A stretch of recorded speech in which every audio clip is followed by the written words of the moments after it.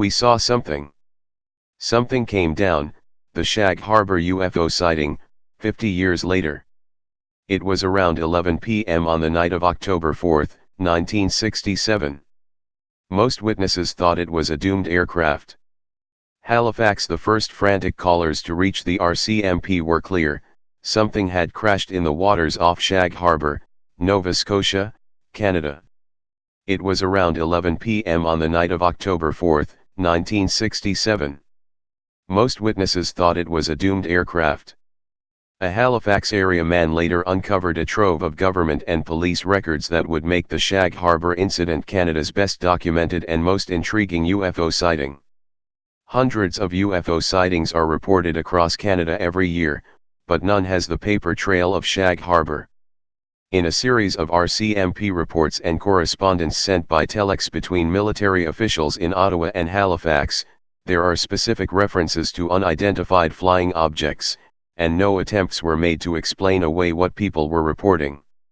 Chris Stiles, the UFO researcher who dug up those documents, remains baffled by the case.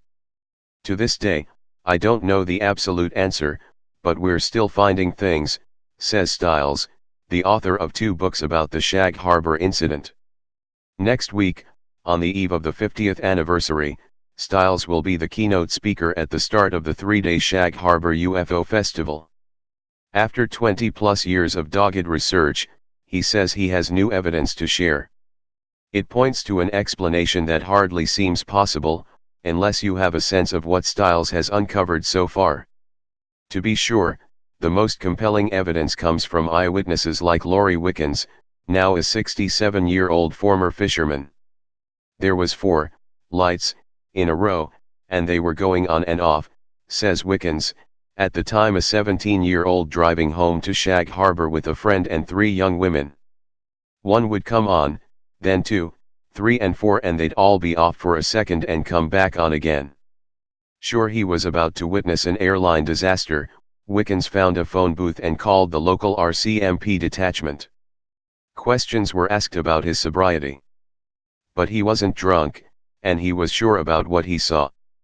Several other people called the Mounties that night. They all told same story soon afterwards.